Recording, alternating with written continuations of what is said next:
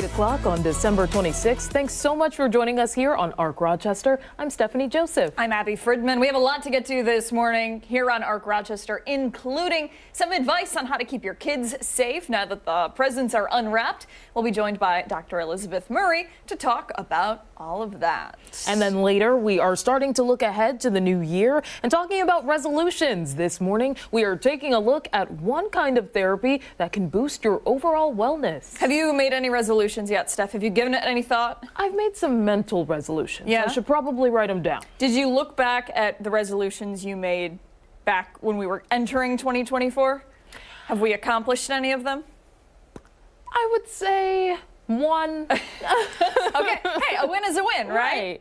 All right, very good. All right, let's get to the forecast. Meteorologist Marty Snyder here tracking some cold temperatures for the day today, Marty, but a warm-up is on the way, so we're celebrating that. That's right. Yeah, we're going to warm things up nicely over some of these upcoming days. Today's going to be the one below average day for temperatures out of the next week or so. Today we're getting up to close to the freezing point for a high 32, which is about 4 degrees below average for this time of year. Today we're going to keep the cloud cover around pretty well, but notice every one of those numbers from now into the weekend gains a little bit, getting up into the upper 40s by Saturday, some lower 50s by Sunday. There is a catch. There could be a couple rain showers passing through either one of those days. Better chance on Sunday than Saturday. And then even as temperatures pull back a little bit into early next week, still in the 40s for highs, which is still at least a little bit above average for this time of year. So again, a lot of these numbers coming in well above average for this time of year after today. Today's going to be a little cool for us. Yeah, Marty, we were laughing about it earlier. Probably not the best weekend to try to take down some of the Christmas lights.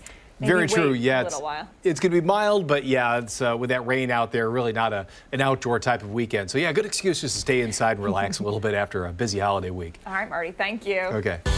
All right, let's turn now to what's going on in your community. Casa Larga Vineyards has been busy during the holidays, giving guests a tour of their beautiful winery. Yeah, with the tour wrapping up at the end of the year, Chris Lopez decided he wanted to get an inside look before time ran out. And he is in Fairport this morning telling us all about it. Hey, Chris.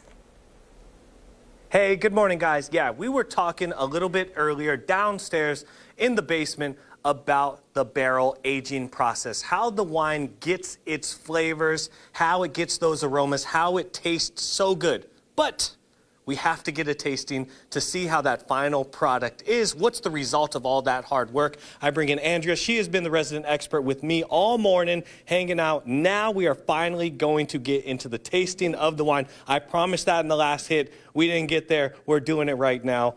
So this is pretty exciting for me. Of course, Christmas 2 days in a row. And I want to point out, first off, though, the wine is lovely. But the sandwich here, can we talk about the sandwich? This looks amazing. I love this. Sure. This is called Mr. C's Panino. My father's name was Andrew Coloratolo, but everybody said Mr. C because they couldn't pronounce his name. My mom would make him lunch every day, and Italians don't just have simple sandwiches. They're very complex, and they usually tend to have, lots of different flavors on them. So this is something that maybe my mom would have made for my dad at one time. It's roasted peppers, mozzarella, tomatoes, salami, balsamic dressing, and it also has some basil pesto on it. And then this in here? And then that there is called giardinieri, and what that is it is vegetables that are made in vinegar, and it allows them to be like a pickled flavor. Yeah. And my grandmother made it all the time, every holiday, and so we wanted to have something that represented our family. When you come here, you can have lunch, and that's my dad's sandwich. This is beautiful. Part of eating is the presentation, and you guys knocked that out. And then we're going to turn over to the wine now. We got the charcuterie board as well. Is this pretty much what a tasting is going to go like for someone that comes in? Yeah, so we do tastings a couple different ways. If you want to come in and do a wine tasting, you can stand here at the bar, and our ambassadors will talk to you about the wines and taste them. And then if you want, you can sit down. You could have a flight. You could have a glass, and then order from our menu. You could order charcuterie plates or large pretzels or pizzas and continue to enjoy your day. Okay. And I want to start out. Okay, we got some selection here. Let's go. I'm going to try the medium dry Riesling first. We'll try this one. Yeah. This one? Actually, yes, this one's the medium dry. Yeah, we'll try a medium dry. I'm a big fan of Riesling. I like the sweeter wines. Okay, so this is our medium dry Riesling. We have a couple different Rieslings here. This one, so we have a dry, We have a fruitier one, and then we have the medium dry. Because Riesling is one of those grapes that you can make into wine many different ways. Again, goes back to the winemaker. That's why winemaking is an art. Oh, I like that. Every time I try Riesling, I always get apple, green apple in particular. My palate sucks, so but someone told me palate is whatever you make of it. It's what you taste. Do people like Riesling? I've heard mixed reviews when people talk about Riesling because it's sweet. Do people gravitate towards the Riesling? Well, Riesling, we've made Riesling for years. We've always made a dry Riesling. Okay. For years, we've had to educate consumers because initially people would think, oh, Riesling, because there was an era where Rieslings were made very sweet here, Yeah, and that's the all dessert people wine. knew about, right? So now people come in and they understand that Riesling is technically a drier wine, Okay. but then we can ferment it to different sweetness levels. Okay. And I want to go from a medium dry. Let's go to the sweetest. What's the sweetest you have? For Riesling, it's... Yeah, we'll go with that Yep, one. we call this one our Vineyard Hill. So this wine is fermented, and you're going to taste it immediately. It's fermented to be a bit fruitier. It's kind of hinging towards a little bit more residual sugar. And when we talk residual sugar, that's the amount of sugar left in the wine that balanced with the pH. Do you taste that right away? Yeah, this would go, for, I don't know, a cheesecake. I would just like to pair this with a cheesecake here. I love this one. This Yeah. is great. Anytime a wine is fruitier or sweeter, they actually tend to go very well with like real sharp cheeses. So the two of them, they kind of contrast together. Okay. And just an explosion of flavors in your mouth. What about this bad boy? This one here, Yes. this is Yeah, I wanna something we're very well known for. This is the ice wine. Okay, I want to try that. Yeah. I want to try that. So this is our ice wine. This is made from Vidal grape. Earlier you had the Vidal Blanc downstairs that we had just recently released. This is the same grape, and you can see already the color is very different. Ice wine has a very rich color, almost looks like a brandy. Has a lot of fruit flavor, but also it's going to taste very sweet on your palate. That's good stuff. It's really I good gotta stuff. pair that with some cheese. Yes. While I'm doing that, I'm gonna send it back to you guys in studio. Jelly much? I think so. Yeah. Best job in the world. I'm sending it back to you guys.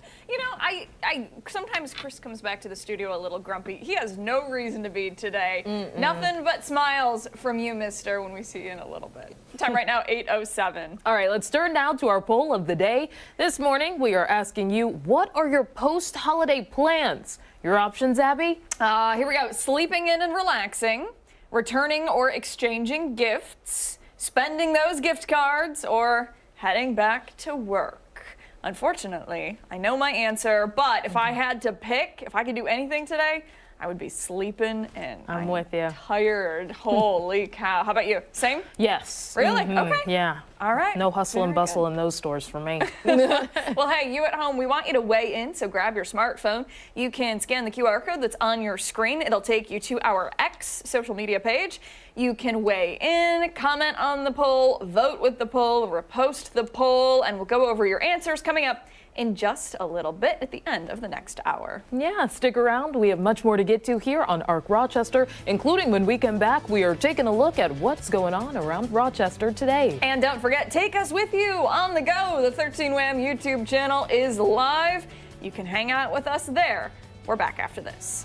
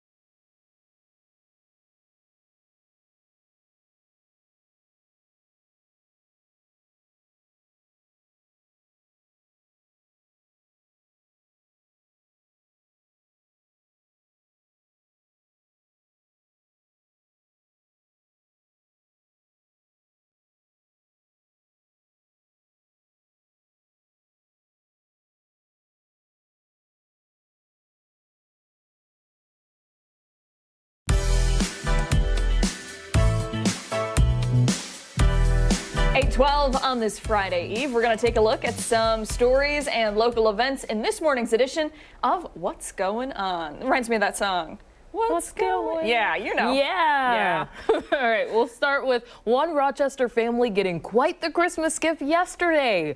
The team at Highland Hospital helped deliver baby Malaya right here. Oh, adorable. So cute. She was born just after 1 on Christmas morning. She fits in that stocking perfect. Made an early arrival for her parents, Marissa and Jimmy, because her original due date was January, so a couple weeks early. And we're told Malaya is healthy. Both parents are doing well, which is amazing. Congratulations to all of them. Yeah, so happy for you. And, you know, I don't care what people say. I think the whole birthday on Christmas thing is really neat. I mean, it's a whole day of celebration, like times a million, right? And if you're worried about presents, I mean, everyone's going to be opening them. You don't have to get duos. Yeah. There's somebody who may be born on the 26th and you're like, another celebration? But yeah, don't have to just worry about all it. at once. Yeah. Hey, big congratulations to that family. So exciting. And she is beautiful, too. Now, moving on, this is the final weekend to go out and enjoy the Rock Holiday Village. Yeah, for sure. We have talked about Rock Holiday Village a million times. Gladly, but we're going to talk about it now because it is the final weekend. Tonight there are some really cool events going down, including the silent disco on ice and also live music from Beggars Will Ride, who we had on our show when we did the live show from there. Beggars Will Ride, fantastic group. Father, son, and a bunch of friends, and man, do they know how to rock. Yeah. Really great music. Well, now that Santa is back home, Santa's workshop is now the rec room, and it has free games to play. Those include arcade games like skee ball, basketball, air hockey, and pinball. Yeah, Rock Holiday Village is open from 4 until 10. The final day is Sunday, the 29th. And Steph, you have to go. It's on your list of things to do this weekend, yes? Yes, I really want to get those truffle fries that I had last year. I'm trying to think of the vendor. It'll probably come to me during a commercial break, but the food is good. Yeah. The vibes are good. It's warm with the fires out there and even in the lodge that's nearby. Yeah. So it's a great time. Yeah, and you know what? Even though Christmas is over, folks are still celebrating Hanukkah. We know that Kwanzaa is today, and we still have New Year's to go too. So it's So many like so holidays. many things to celebrate, so many reasons to be festive and joyous. And you know, what better way to do that than go downtown and support some local businesses? Yeah, party's not over. Exactly. And speaking of Hanukkah, today is day 2 of the holiday, and multiple menorah lightings are scheduled for our area. Yep, the first one's going to be at 4:30. That is at Village Hall on South Main Street in Fairport. And then Henrietta Rec Center is also hosting theirs, which is happening at 6:30. Both of these ceremonies will have music, latkes, and donuts. I love latkes. Those are so good. The potato pancakes, Love them. 10 out of 10. And the holiday commemorates the victory of the Maccabee fighters and the miracle of when a night's worth of oil burned for 8 straight days, and nights on a menorah in the Holy Temple of Jerusalem. If you're interested in going to a menorah lighting, we have a full list over on 13wham.com. Still several days to go in that celebration. And today also marks the first day of Kwanzaa. Holiday highlights and celebrates African American heritage and culture. Yeah, the first day celebrates unity, and the Rochester Kwanzaa Coalition has events planned for all 7 days. The first day of Kwanzaa celebrations began with a celebration inside Rochester City Hall, which starts at 4. Yeah, live performances, vendors, guest speakers, drummers, dancing, you name it, it's there. And really from previous years, it looks like a fantastic time. Yeah, for sure. So get out in the community, celebrate with other people. The holidays are still around. Time right now is 8:16. Gosh, we have a lot to get to here on ARC Rochester. We are back right after this.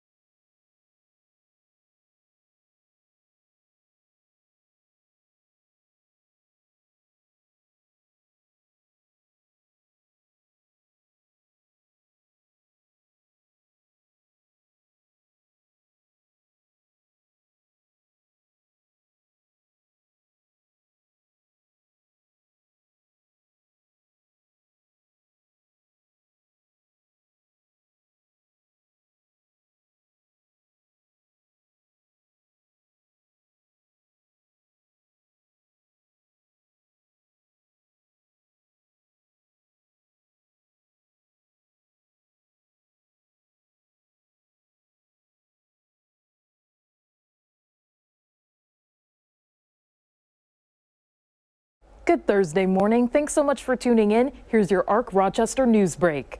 Monroe County Sheriff's deputies are still looking for suspects after dozens of vehicle break-ins across the county during the Christmas holiday. The sheriff's office releasing this photo you see here in an attempt to identify two people in relation to a break-in during a midnight mass at Guardian Angels Church in Henrietta. Hours before, more than a dozen cars were broken into during a service at St. Joseph's Catholic Church in Penfield. Then in Rochester, around a dozen cars were broken into near the Park Lawn Apartments on Park Avenue shortly after 5 in the morning. No suspects are in custody. Anyone with information should call 911. And we're working to learn more information about a Christmas Day shooting in the city of Rochester. Police say just before 5 o'clock, a man in his 30s was dropped off at Rochester General Hospital by private vehicle. He is being treated for what police say are non-life-threatening injuries. Investigators are still trying to figure out where the shooting happened. We're also working to learn more about a crash along 390 in Greece. It happened around 3:30 yesterday afternoon near Vintage Lane. Now, as you can see, it appears a car went off the road and ended up in the median. We have reached out to MCSO for more information and will bring you updates when they're available. Now to a deadly tragedy overseas. 38 people were killed when an Azerbaijan Airlines flight crashed during an attempted emergency landing. Officials say weather had forced the plane to change from its planned course and believe a bird strike may have led to an emergency on board. That fiery crash happening in Kazakhstan near the Caspian Sea. At least 29 people managed to survive as this investigation continues. Now, for all of these top stories and any updates, be sure to visit 13wham.com. Stick around. ARC Rochester is back right after this.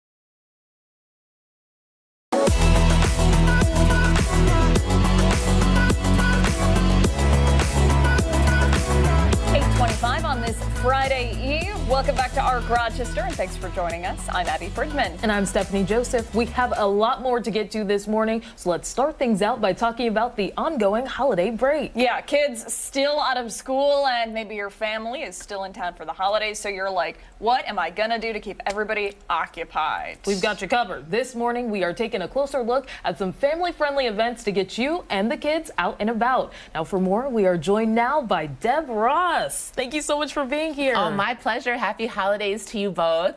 Same here. Same here. When I was a kid, I wanted Christmas to be Wednesday.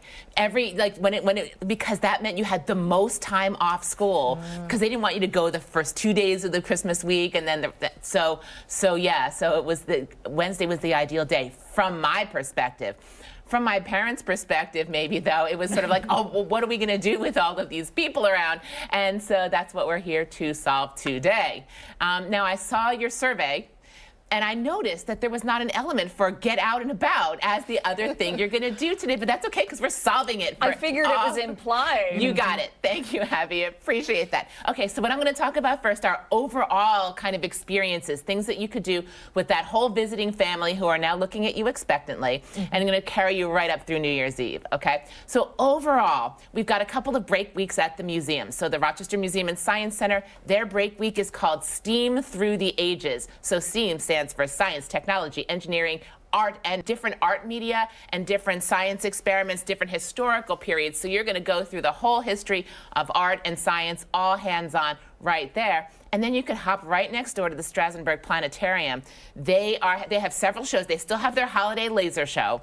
Okay, they've got Laser Taylor Swift and Laser Beyonce at night. So any laser stuff for anybody who's hasn't experienced the magic of holiday or any other laser at the planetarium. But then they also have a new star show that just launched this month called Unveiling the Invisible Universe. Ooh. So I always have to go back for every single cycle of their star shows because they are just amazing.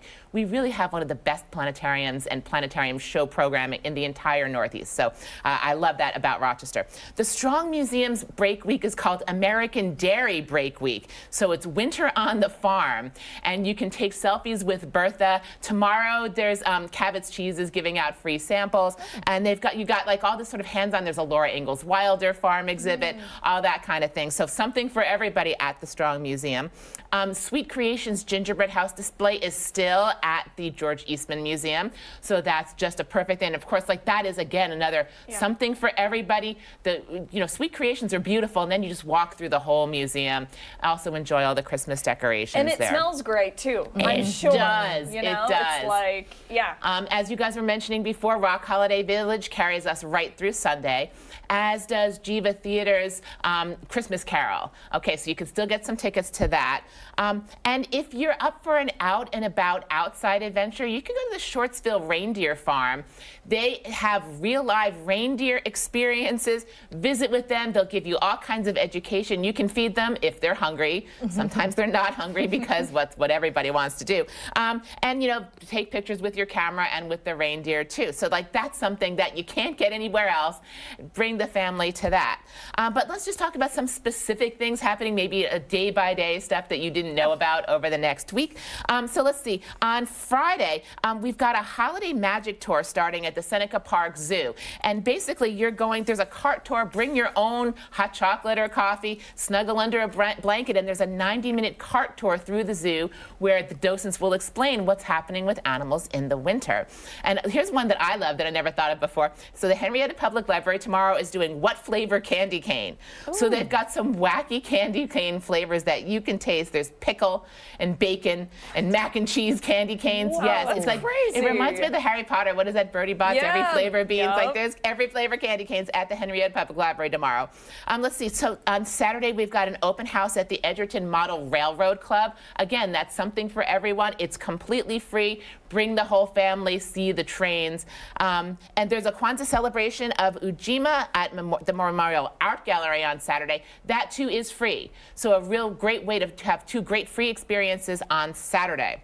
Let's see, Sunday, the RBTL is presenting an evening with Chevy Chase. They're going to show National Lampoon's Christmas Vacation. And then it'll be a discussion with Chevy Chase and his wife. I looked last night, still tickets available. You can get them now. Be a hero to your family. And for a little bit smaller theater, we've got DreamWorks, The Prince of Egypt, the musical at OFC Creations in Brighton.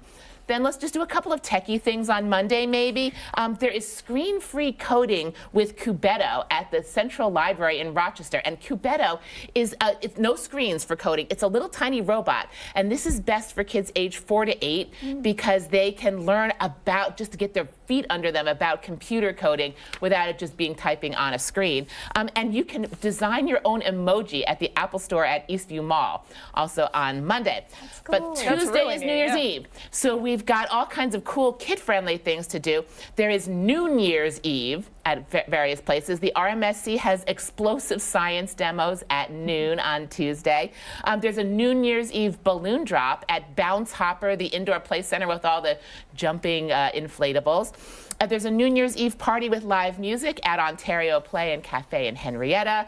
You can ring the New Year in early at 4 p.m. at Dave & Buster's in Henrietta. You can climb in the dark at Rock Ventures Climbing Gym, right? Get out all the sillies as you're going through the week. And you can ring in the New Year at Bristol Mountain. That's an early-ish New Year's Eve. They've got go to that. And then there's a torchlight parade at 9:15, and then there's fireworks at 9:30. So it's a perfectly family-friendly thing to do. Get the kids home before midnight, have your own little celebration, all kinds of stuff. So there is no end of things to do here. Deb, I'm wondering, all of those are fantastic, but I'm wondering why it is so important, in your opinion, to not just let the kids rot on the couch for the whole Christmas break. Because there's no point.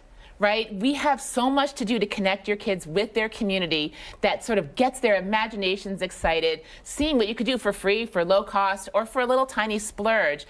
That's what makes memories. If you're sitting on the couch, no problem with playing with your Christmas presents. That's fine, right? But especially if you have friends or family visiting, going and doing something together is what makes those holiday break memories. It's the thing they're going to carry with them for the rest of their life. Yeah.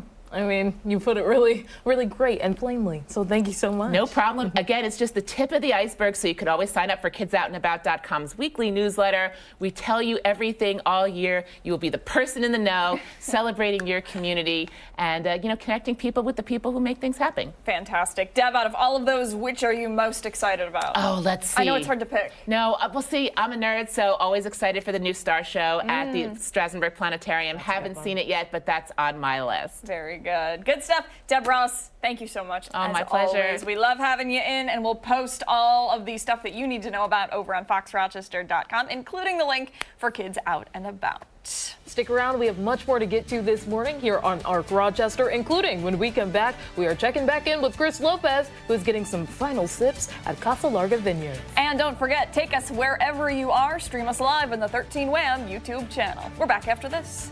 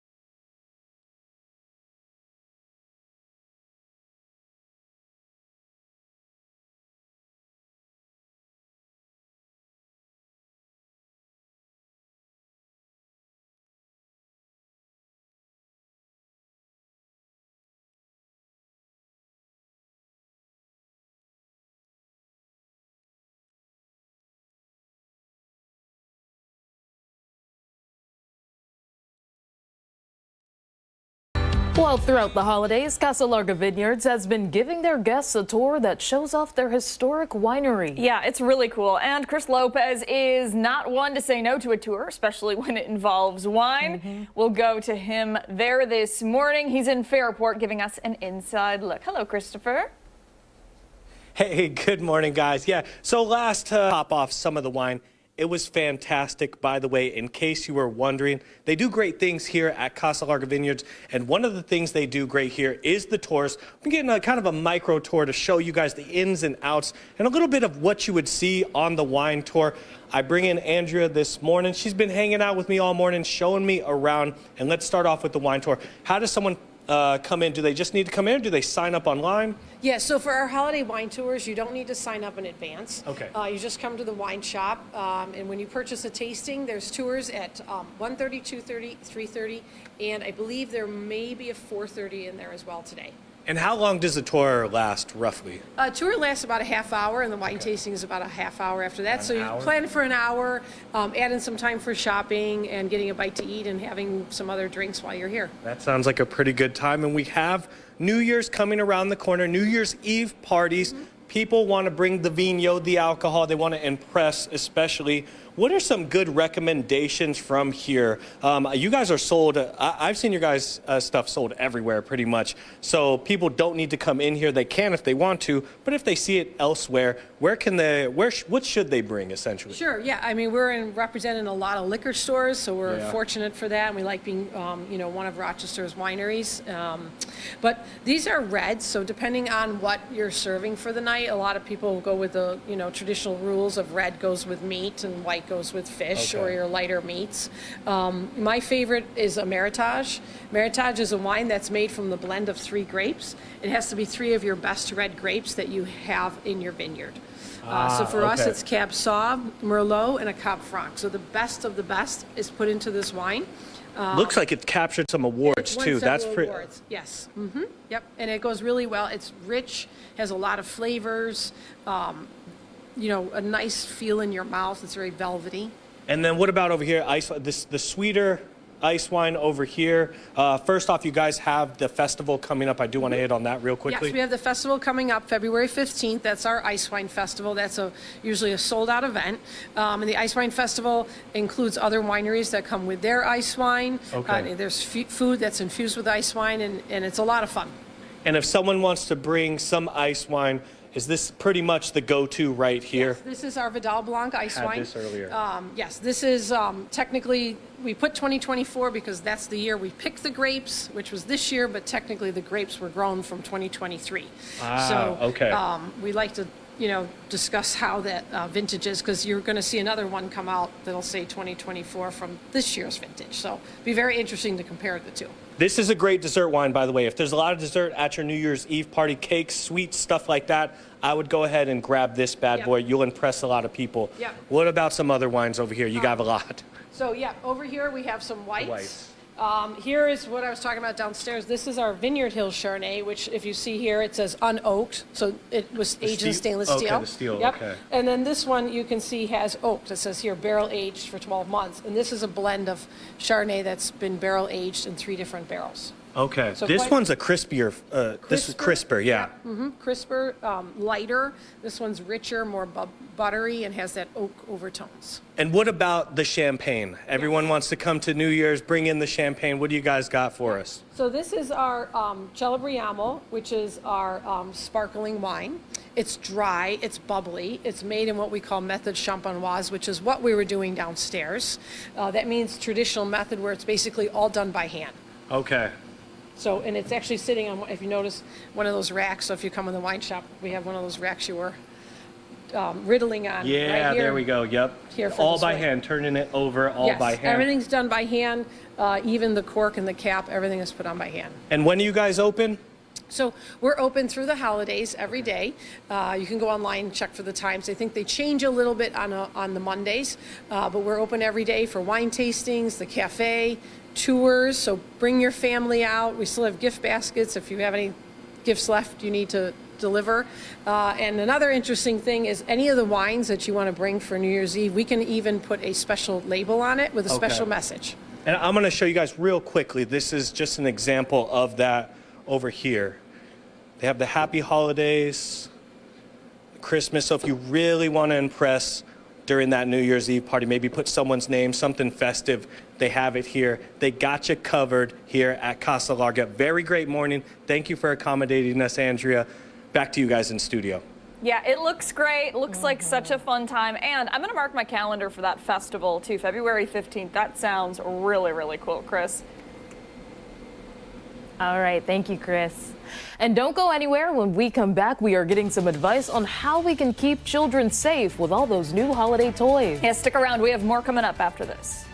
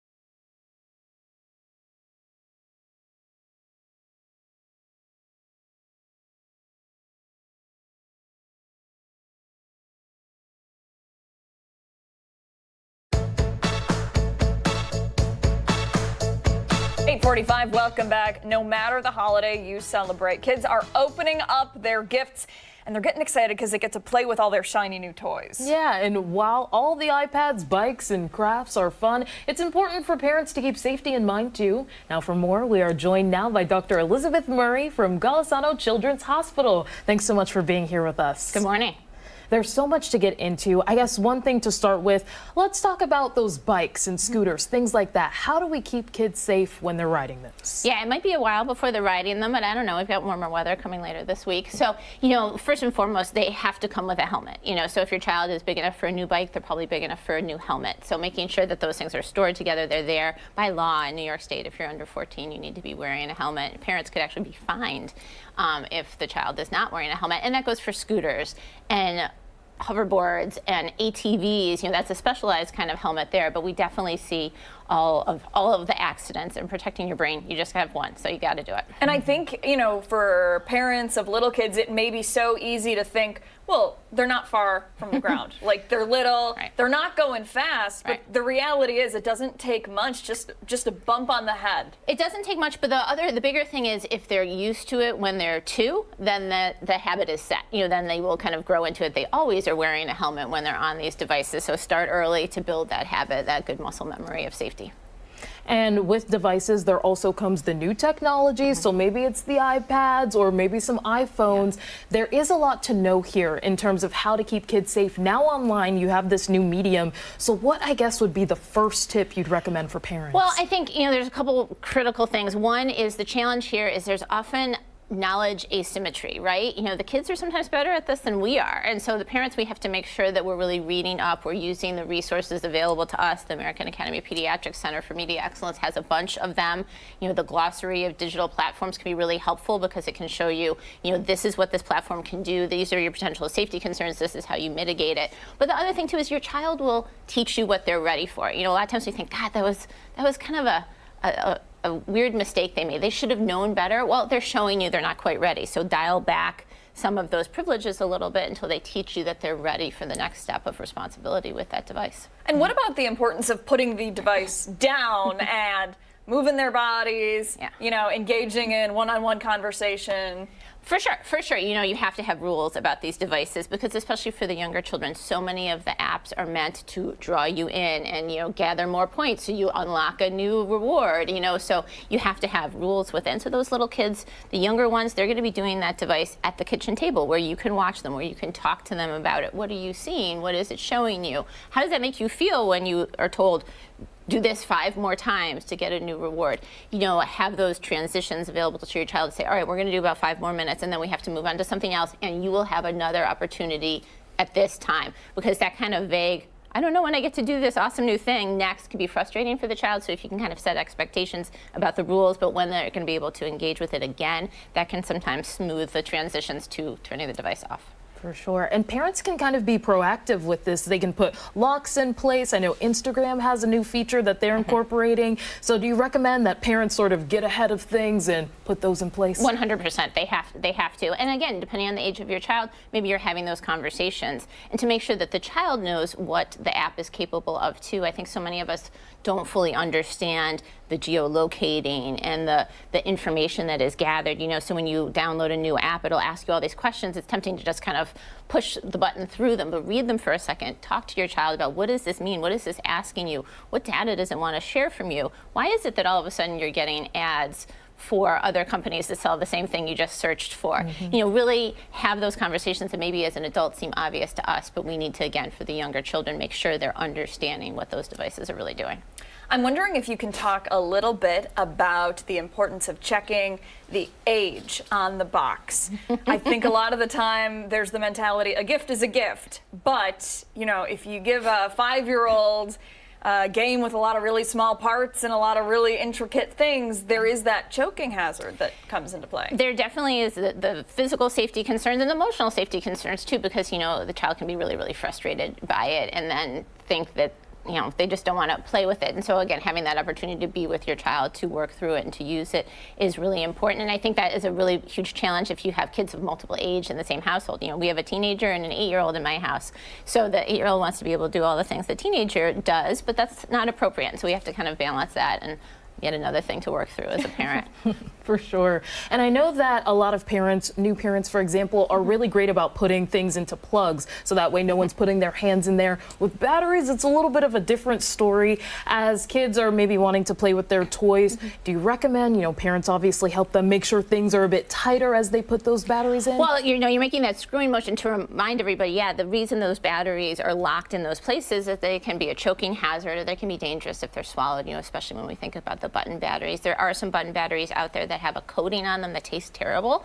That's like a nice little backup safety device. But again, making sure those batteries, everything is in place before it's presented to the child. So it just kind of takes that wonder out of it about what's in that compartment, but making sure that again it's secure, it's together, the pieces aren't broken, so you know what's there and know what is in your house. If you bought a replacement batteries and there's 2 in the pack and you have 1 left, like right on there. As of this date, there is 1 in this pack. So just in case the child gets into the drawer, finds it, know what's there. Same with medications, know how much is in the bottles, in the packages. So if something goes wrong, you have a better chance of knowing if something is truly missing or not.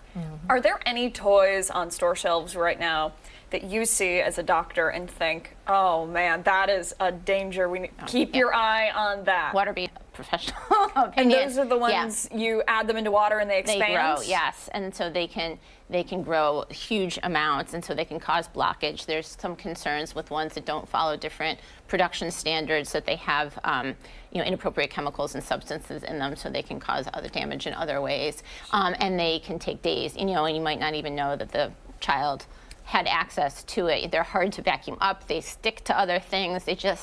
We don't need them. Wow. That didn't even cross my mind. Yeah, I'm Holy thinking cow. of like Glad you the asked. Orbeez foot spa when they would show those commercials and everything. Yep. So I mean, for adults, fine, but again, even if an adult is using it in the household or an older teenager, again, they spill. Things can happen. There's case report after case report of kids who were being well supervised who still got them in their system, and it wasn't for a long period of time afterwards that it was discovered that in fact was the problem. Thank you so much for your time today, and thank you for the two. So important. I know Christmas can be so chaotic. You're looking at all the stuff under the tree and in the stockings, and it's easy to get overwhelmed and just dive right in. But there are important things that we need to focus on to keep everybody safe. So, Doc, thanks for being here. We appreciate it. Happy to do it. all right, and stick around. We have much more to get to here on ARC Rochester as we continue into 9 o'clock. Yeah, stick around. We're back after this.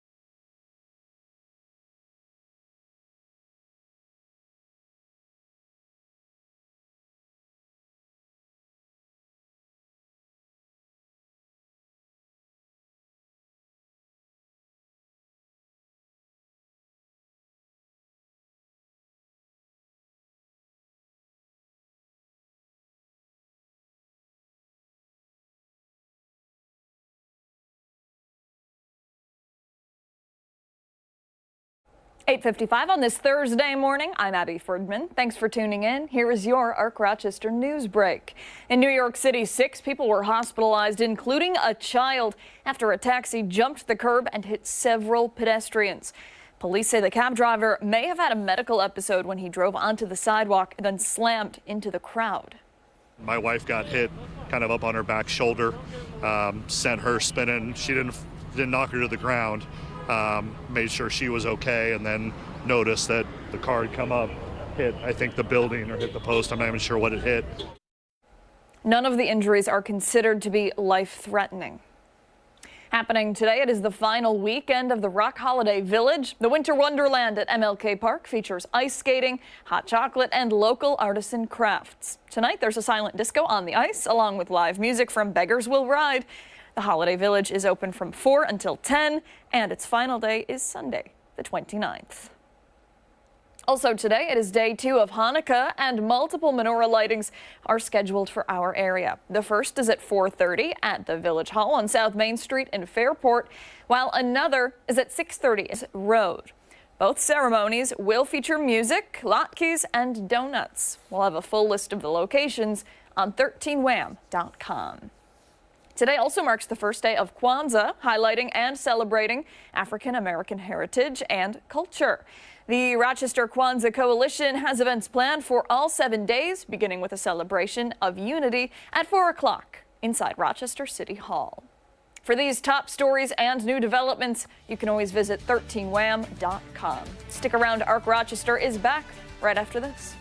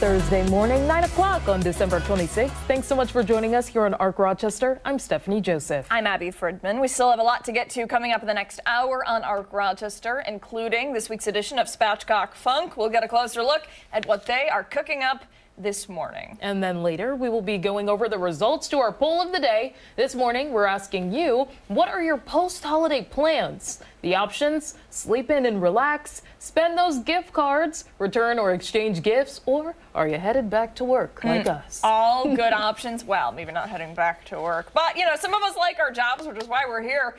All of those are good though, but we want to hear from you. Weigh in on our X account, our social media pages. You can scan the QR code that's on your screen. It'll take you to this poll. Submit your answers. We want to know your thoughts, feelings, and opinions, and we'll share those coming up in just about 50 minutes or so. But now we want to talk about the forecast because we are seeing a slight warm up, Marty. I am very excited. Yeah, me too. A little bit good news. Yeah, today's going to be a cool day, but it's at last in the stretch of cooler than average days that we have seen. We're going to see numbers today rise up to about the freezing point, so close to 32. But we'll check the extended forecast there. As you can see, we just gradually increase a little bit each day. Average high, you have to keep in mind, is about 36 degrees this time of year. We'll get up to about 40 tomorrow. Another 8 to that, getting up to about 48 as we head into Saturday. I think Saturday and Sunday, both days have at least the risk of a couple showers across the area, maybe a little more so towards Sunday versus Saturday. But Sunday close to 53 for a high. That's way beyond what we usually expect for this time of year. And even as we head into early next week, looks like these numbers still stay pretty well above average. A lot of 40s for highs then. So even after we drop a little bit, still well above that 36-degree average high that we have for this time of year. Yeah, starting out the new year, 2025, with some pretty mild temperatures, which is kind of a positive outlook, I think. Exactly, yeah. And for me, like I mentioned earlier this morning, our driveway and even our sidewalk is just kind of covered with, we had a little bit of freezing drizzle late on Christmas Eve, and so it's just really slick. So I'm getting ready to just wait for that to melt. I hate to put salt on it because then the salt, you know, when it's close to the house, it gets tracked in and it just makes a mess. So I'm trying to play that balance there, waiting for the weather to catch up and kind of do it naturally before someone actually falls. I don't want that. That, and it keeps unwanted visitors out of your house, right? That's true. Don't That's go on the very true. driveway. Yeah. You know, I think when we look at the 7-day, the biggest bummer for me, well, I guess all of the winter in general, it's not necessarily the temperatures. That doesn't bug me. It's not the snow. It's how gray it is. I miss the sunshine. And for me, that is the hardest part about living where we live. So true, yeah. I think tomorrow we have a little better chance of opening up skies a little bit. It may not be really a sunny day for us, but I think we'll see some breaks try to work in during that time frame. So something to look forward to. But between now and then, you have to have one of those lights that they have, those special lights that kind of give you the. Well, they have give you a some little for daylight. plants, and they're like bright purple. I've seen those, and then they also have like the big masks that you could, like they're like the whole head things. You haven't? It looks like something out of Star Wars. It's like it goes right over your head. It glows red, and it's supposed to like. So it like covers your face too. It's not like at the hairstylist where they put the little dryer on top of your head. No, it covers. It has little eye holes. Oh and no. But apparently it works really well. They're really expensive though, so I'm Unless like, you're I guess we'll claustrophobic. just... To look Yeah, right? Oh my goodness. I know. I'll just have to deal with being sad for a little while. It's all right. Sad and gray. You have to find those little things to do and kind of keep yourself up this time of year, keep the spirits up a little bit. For me, it's nothing exciting, but I'm trying to clean out files. You know, it's just all my files that I've had sitting around. I just have all these wintertime tasks that I don't conquer during the summer because, you know, I'm outside doing all sorts of outdoor stuff, but I save them for the winter. So it's like, okay, now it's those RG&E bills from 2010. They're gone. Out the door. What do I need them for? 2010. Yeah. Like, why are these here? That is I don't such need a them. dad move. Oh, do you have like filing cabinets in your house too? Yeah.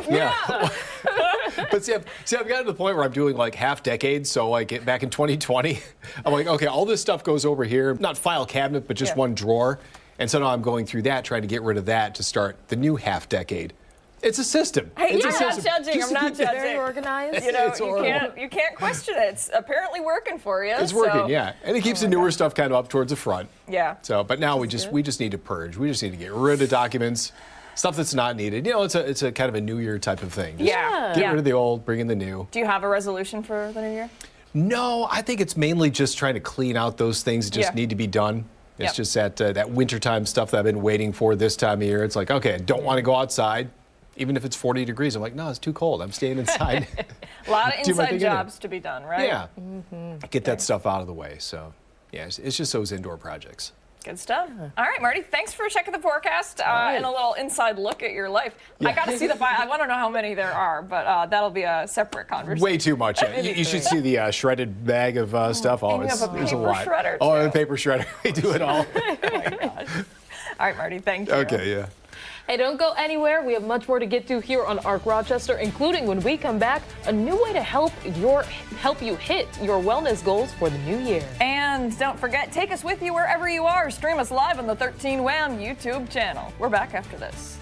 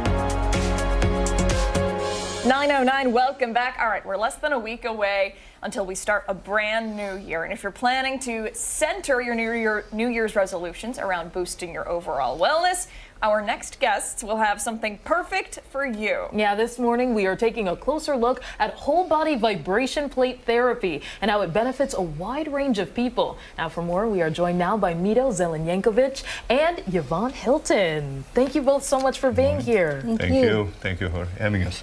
So let's dive right in, talking a little bit about this therapy. Can you describe it for viewers at home that may not be familiar?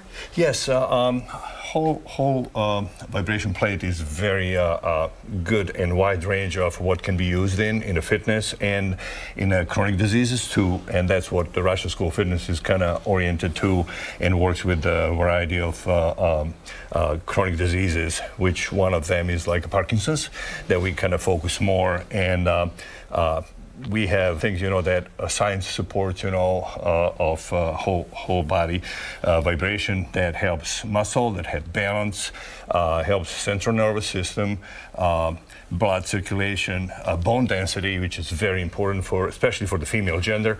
So we are using in so many different ways, that, benefits all these, chronic diseases and in general body for the health and wellness. This is so interesting, and you brought one with you to demonstrate today, and we're going to ask to see a demonstration in just a second. But how often is this used in the therapy? We are using 2, 3, 4 times a week, depends of when we need and how we actually approach and what we approach with.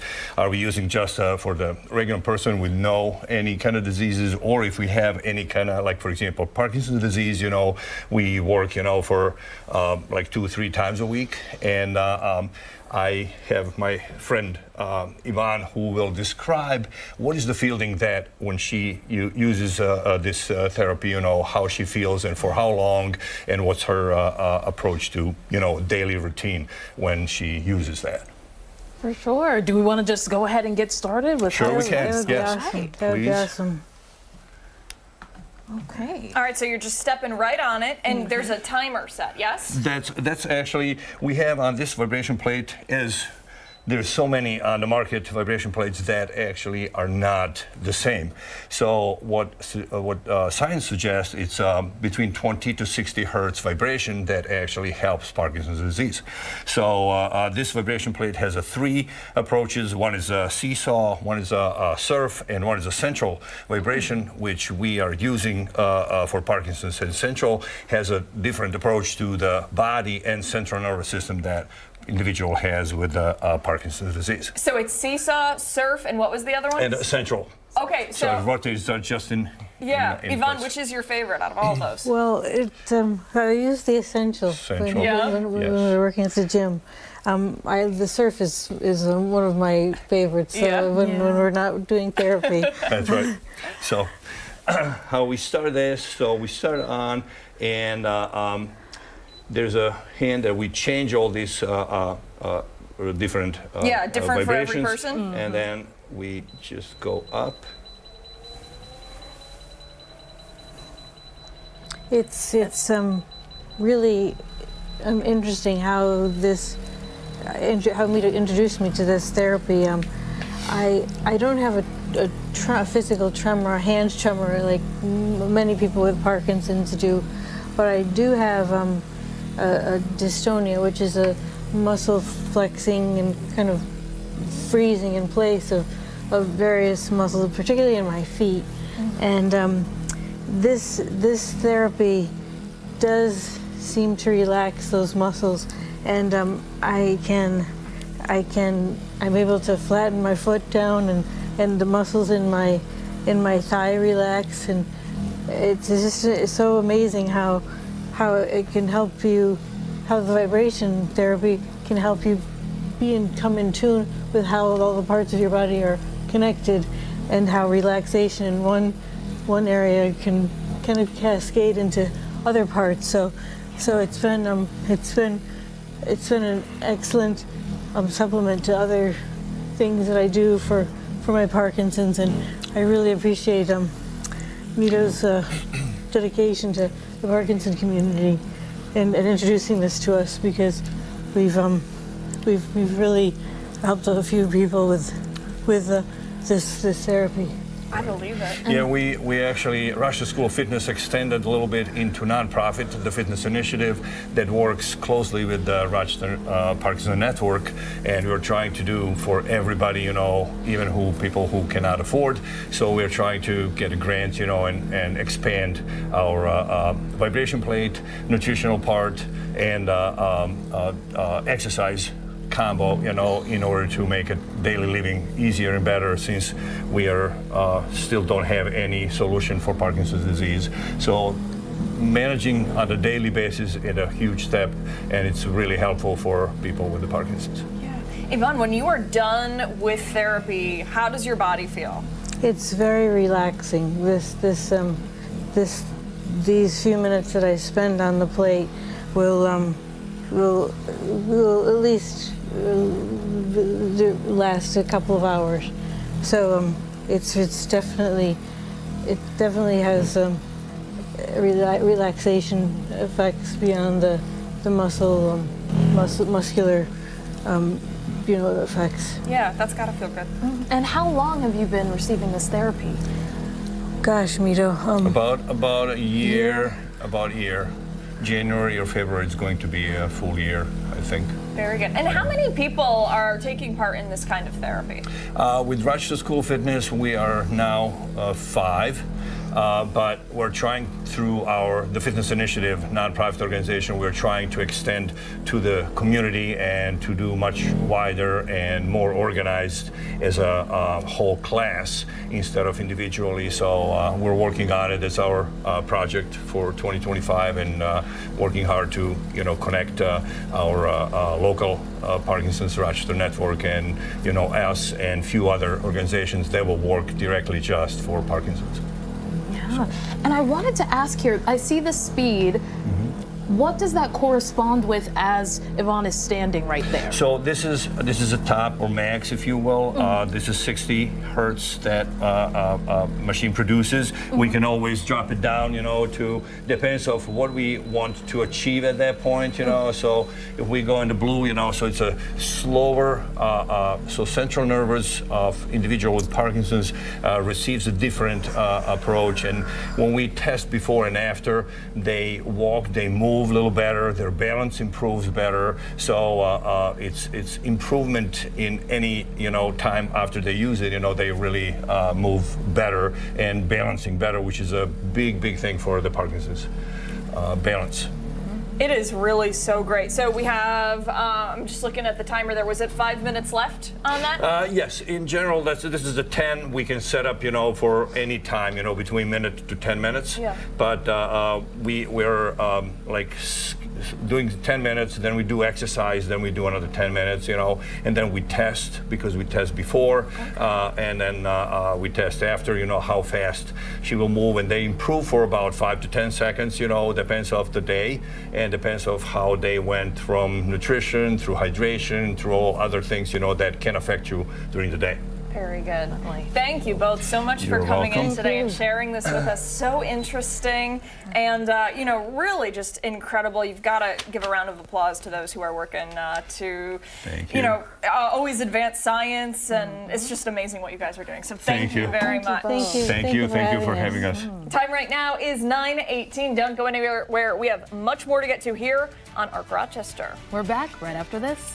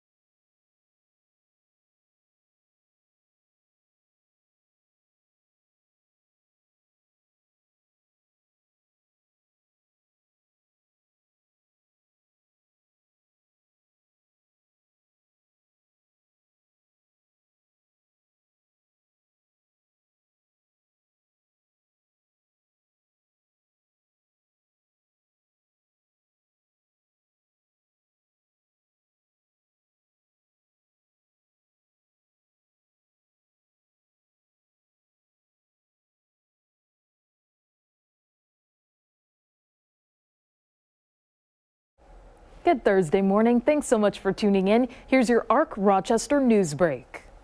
Monroe County Sheriff's deputies are still looking for suspects after dozens of vehicle break-ins across the county during the Christmas holiday. The sheriff's office releasing this photo you see here in an attempt to identify two people in relation to a break-in during a midnight mass at Guardian Angels Church in Henrietta. Hours before, more than a dozen cars were broken into during a service at St. Joseph's Catholic Church in Penfield. Then in Rochester, around a dozen cars were broken into near the Park Lawn Apartments on Park Avenue shortly after 5 in the morning. No suspects are in custody. Anyone with information should call 911. And we're working to learn more information about a Christmas Day shooting in Rochester. Police say just before 5 o'clock, a man in his 30s was dropped off at RGH by private vehicle. He is being treated for what police are calling non-life-threatening injuries. Investigators are still trying to figure out where this shooting happened.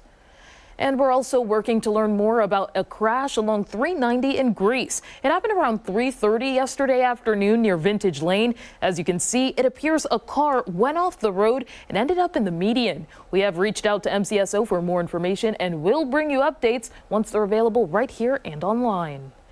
Now to a deadly tragedy overseas. 38 people were killed when an Azerbaijan Airlines flight crashed during an attempted emergency landing. Officials say weather had forced the plane to change from its planned course and believe a bird strike may have led to an emergency on board. The fiery crash happening in Kazakhstan near the Caspian Sea. At least 29 people managed to survive as the investigation continues. In New York City, 6 people were hospitalized, including a child, after a taxi jumped the curb and hit several pedestrians. Police say the cab driver may have had a medical episode when he drove onto the sidewalk and slammed into that crowd. My wife got hit kind of up on her back shoulder, sent her spinning. She didn't knock her to the ground, made sure she was okay, and then noticed that the car had come up, hit, I think, the building or hit the post. I'm not even sure what it hit. Now we're told at this time none of the injuries are considered to be life-threatening. Happening today, it's the final weekend of the Rock Holiday Village. The Winter Wonderland at MLK Park features ice skating, hot cocoa, and local artisan crafts. Tonight, there is also a silent disco on ice, along with live music from Beggars Will Ride. The Holiday Village is open from 4 until 10, and its final day is on Sunday, the 29th. Also today, it's day 2 of Hanukkah, and multiple menorah lightings are scheduled for our area. The first is at 4:30 at the Village Hall on South Main Street in Fairport, while another is at 6:30 at the Henrietta Recreation Center on Calkins Road. Both ceremonies will feature music, latkes, and donuts. We have a full list of all the locations on our website, 13wham.com. Today also marks the first day of Kwanzaa, highlighting and celebrating African American heritage and culture. The Rochester Kwanzaa Coalition has events planned for all 7 days, beginning with a celebration of unity at 4 o'clock inside Rochester City Hall. Now, for all of these top stories and any updates, be sure to visit 13wham.com. Stick around. ARC Rochester is back right after this.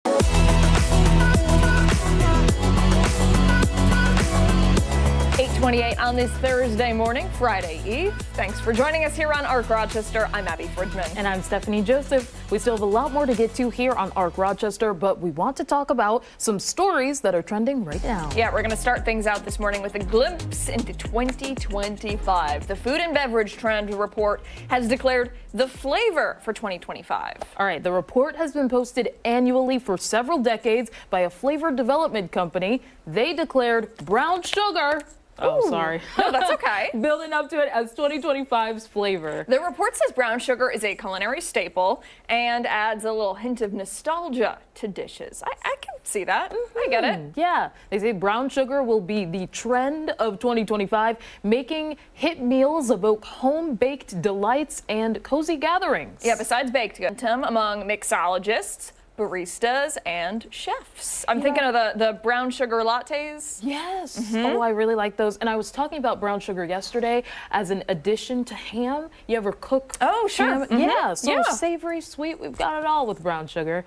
Now, the flavor for 2024, though, was ube. It's a vibrant purple yam that can be used in many applications. Those include desserts, beverages, and, of course, savory dishes. I distinctly remember Dan and I talking about the 2024 flavor of the year and being completely stumped. I'd never heard of it before. And I'm going to be honest with you, I still haven't tried it yet. What? Yes. Trader Joe's has had so many. I love the ice cream. It kind of, you taste the potato just a little bit. And then they also have the pretzels that I think it's a nice balance, especially when you combine the yogurt with the pretzels and then you have the bit of the sweetness with the ice cream. So I don't mind it. Yeah. It definitely has that savory taste. When you say like, oh, okay. So I was thinking it would be like a sweet potato of sorts. Yes. No? Okay. Yes. It's not the traditional sweet potato that we would think of. When you taste it, you know it's potato, but it's not in your face. Okay. Yeah. I've had purple sweet potatoes before, but I'm feeling that this is different. Yes? Just a tad. Okay. Yeah. Okay, well, interesting. So brown sugar it is. I'll look forward to that. And I'm sure we're going to have a lot of cool flavored things coming out this year. Apparently, Trader Joe's is the place to be. Now to a new collab that is bringing the flavor, and the natural beauty brand Native is releasing a collection in partnership with Doritos or Gyarados. I have no idea. I'm going to say Doritos. Ashley? Okay. The brand says they are creating deodorant, body wash, hair products, and lotions in 4 scents, all inspired by, the Mexican soda brand. Okay, very cool. So the scents include watermelon, passion fruit, mandarin, and pineapple. Whoa. I'd be all over pineapple. Whoa, okay, so the products can be found only online on the Native website and, Target's website too. Okay, cool. Very cool. Native is known for its aluminum and cruelty-free products, and Doritos products are made with natural fruit juices inspired by the flavors of Mexico. That is cool, and that is the brand that I use too. Oh, nice. Yeah, so I mean, the way that I always pick it out is if it smells like I would eat it, I'll buy it. Yes. With like body soap, hair product, I'm like, this smells delicious. All I want to do is smell like a mango. Like, I am there. make the Sweet decision. scents all the way. Yeah. Yeah. Good stuff. All right, look forward to that. We'll move on now to a health story. Rooting for your favorite football team through the highs and the lows could wreak havoc on your skin. Yeah. Oh. Well, one dermatologist is warning sports fans about the dangers of anxiety face. Okay. That is described as when you are watching the game on television or in person and you're like really, really focused, so you end up squinting your face quite a bit and holding it like that. The dermatologist says that she's seen an increase in serious facial wrinkles. Oh. I just wrinkled when I did that. Yikes. And with emotions running high during the game, she's noticed a trend of breakouts after big games as well. Yeah, and you know why? Because I usually sit there at the TV screen and watch like this. Yes. Between my fingers, because the Buffalo Bills make me want to shout. We were yelling at the TV. Yeah. Okay, so the dermatologist that we were talking about says the best way to prevent the wrinkles is become more aware of your face and also add in a moisturizer and sunscreen to your daily routine. No disrespect here to the dermatologist, but I'm just going to say, I think embrace the wrinkles. Like, you know what? Yeah. Everybody gets them.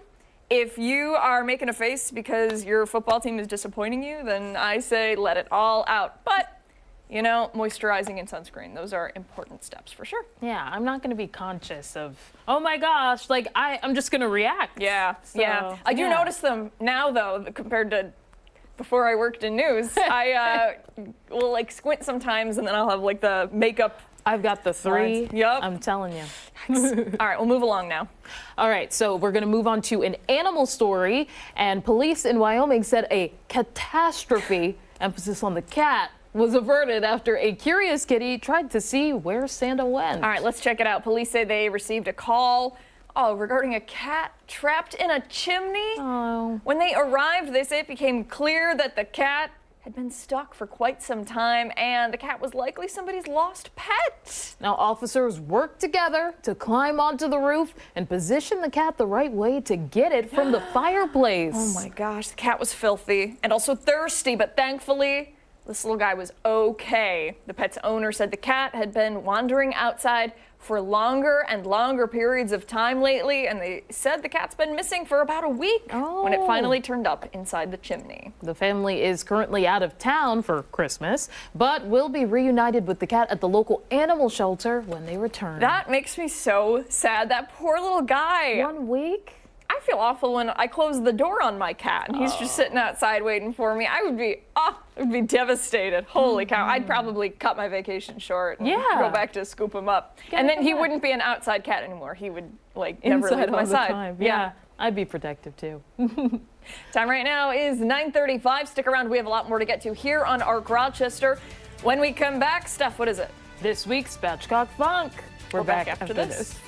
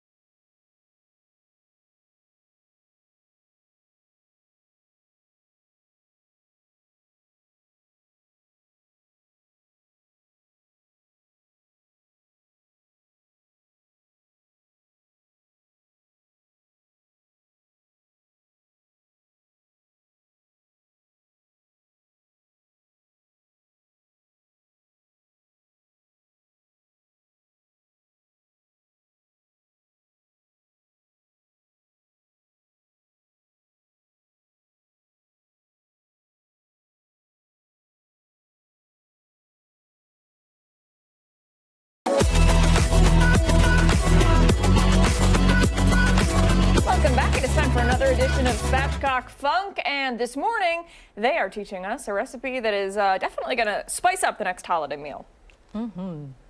Spatchcock Funk, and we are here to transform your next holiday into the most prime of occurrences. This is how to make one of the mightiest dinners of all time, prime rib. Before we get into it though, the thing is with a prime rib, this size is 10 pounds. This is gonna feed 12 really hungry people, 14 hungry people. You can get 18 people pretty well fed off of this piece of meat. It's pretty simple as long as you watch it and monitor it. So we've got this piece, you can get it with the bones in. We had the butchers at Lee and Steigerwald's where we got this beautiful piece of art from. Remove the loaves, right? You're gonna slice a little bit of a cut through the meat, and then you're gonna poke in some cloves of garlic. What it's gonna do is the garlic then is gonna kinda just juice right into this meat. You're gonna do that a bunch of different times, 3 or 4 times on each one of your sections based on the rope. We've set it up the party here, and this is a dish of love, so you gotta be careful with it. You don't wanna over spice it. We want the garlic to infuse in it, and we wanna have a little bit of a crust on the outside of it. So what we're gonna do is put together a mix that we really like and just stir it up. So we've got 1 tablespoon of Cajun seasoning we made, 2 teaspoons of salt, kosher salt, a good shake of paprika, a tablespoon of dried thyme from the same song, a tablespoon of rosemary, tablespoon of crushed black pepper. And then from there, what we're gonna do is we're gonna take something, we're gonna shake it up, stir it up so it just evenly coats the bottom of the pan. And we are gonna just gently roll our meat in and out of it. So it just coats it lightly, right? If some of your garlic guys pop out, that's okay, just slide them back in. Once you've got the meat thermometer in the thickest part of the meat, so we don't make any errors, but it's not touching bone, we like it at 115 to 125 when it comes out in a few hours. That's the perfect medium rare. If you want it any more than that, you should probably talk to somebody about that, but also go up to 135, 140. So set the oven to 500. We're gonna put it in there for 15 minutes. Then after 15 minutes, we're gonna lower the temperature to 325. The temperature hit the number we want. So let's put it in the oven. Yo, it's about to get primal up in here. Look at this crust, the garlic. Oh, it just smells so good. It's gonna be juicy, so let's see how this thing goes. Let's take a swing at it. Nice hard cut through it. Oh, what do we got here? Yes. Medium rare, prime rib. Look at that. Like my man said, if you don't know, now you know. Let's just see how we do. Now what we've also got, some people might salt it up, that's cool. Some people might put some horseradish cream, we got some homemade, also cool. But this prime rib is so good, you need nothing on it. Optimus Prime Rib, you guys are optimal people, the optimal dinner for your families. We love you, you love your peeps. Make some love with some prime rib.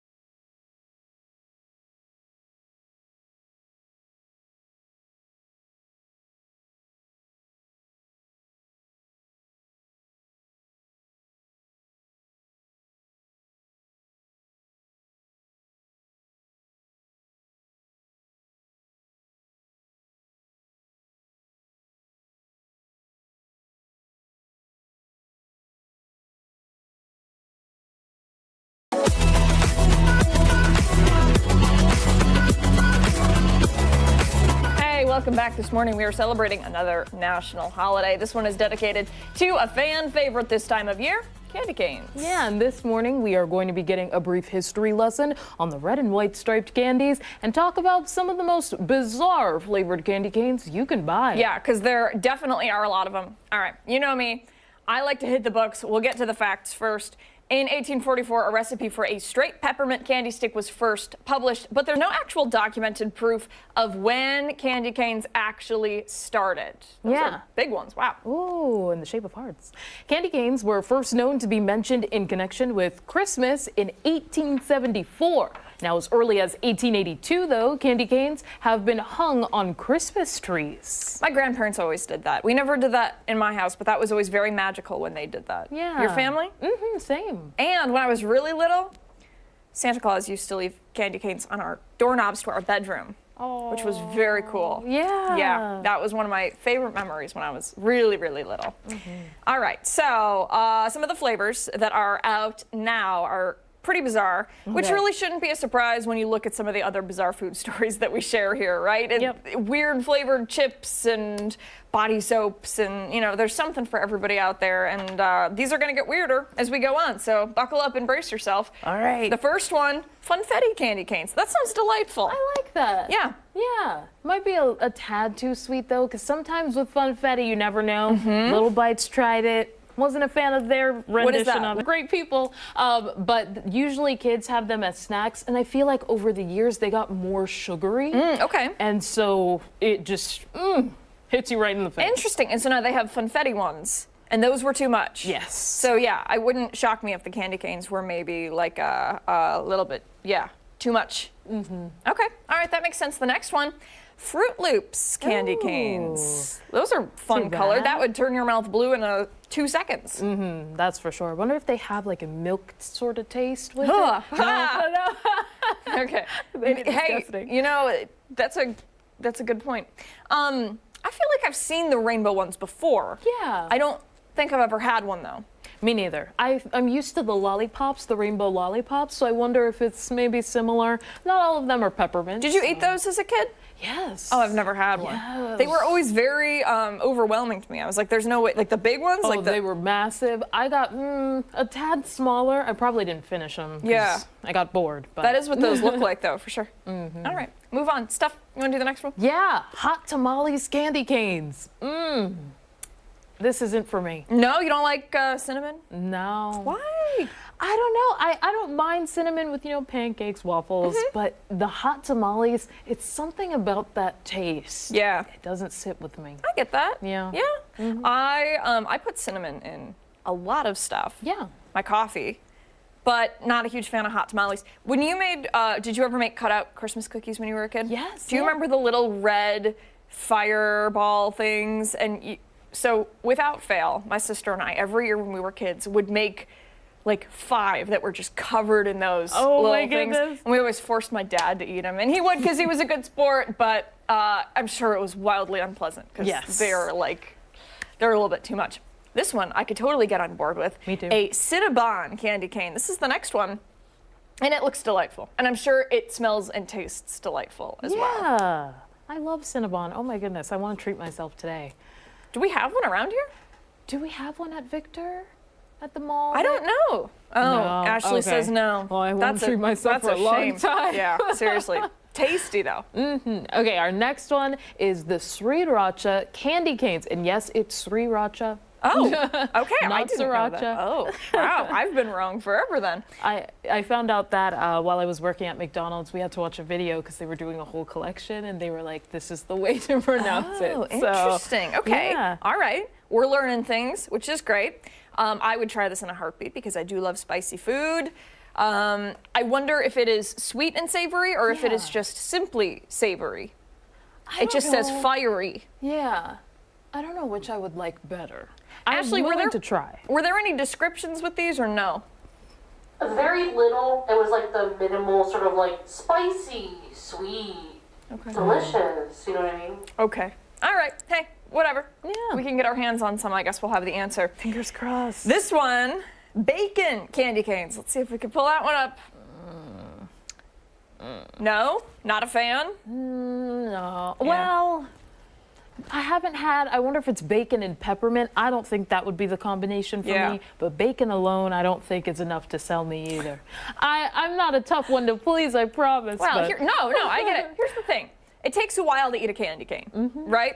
You're going to be smelling like it for a little while. Yeah. The peppermint is lovely because peppermint is a nice, refreshing scent. Yeah. But if you're walking around like eating something that smells like bacon for, like, let's say 15 minutes, you're going to be smelling like bacon all day. Woo! Yeah. Unpleasant. Also, this one, pickle candy canes. I love pickles. Yeah. But I don't want to be smelling like one all day. Yeah. That guy's I cute, guess you're though. right about that. Yeah, he makes me want to try one. Yeah. Would you try one? I think so, because I'm a fan of the sweeter pickles. If bread and butter pickles, huge fan of that. Mom would keep that in the house when we were younger. So if it tasted like that, nostalgia. All right, this one, mac and cheese candy canes.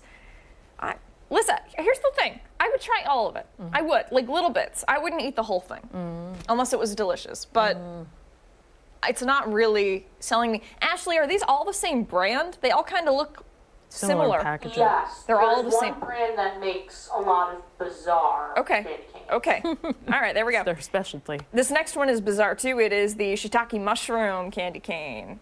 No. That is disgusting. I wouldn't trust that mushroom with anything. Look at him. I don't, Sorry, buddy, but that's freaky. He looks sad. I don't like it. And you know what? Who is eating that? Who is eating that? Yeah. I don't have mushroom much. Not even on pizza very often. So. Why would you want to eat that for 15 minutes? I wouldn't. Whatever. Well, maybe this other one will sell you. Okay. The ketchup candy canes. Again, why would you want it for 15 minutes? It's just, it's like a lot. Very like, is it peppermint too? Or is it just? I hope not. Like, I have a lot of unanswered questions. I don't think there's any peppermint in any of these. Okay. I think I could do this one because ketchup is pretty sweet. It's not my go-to condiment. Okay. That's honey mustard. Oh, okay. Yeah. All right. But I we think go. I could do this one. This one here is very interesting. It's just butter. It's just butter candy canes. No. Okay, wait.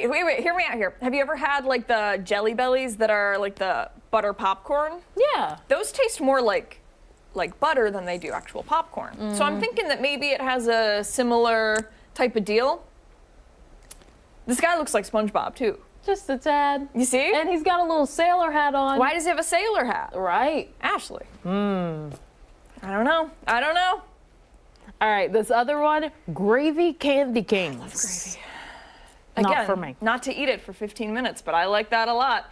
I want to know what the other flavor is then. If it's gravy is the brown color, Like what a is the white? meteor. Oh, the white. Oh, no. I did not like that. Nope. Oh, Nope. The next one we've got kale candy canes. I love me some kale.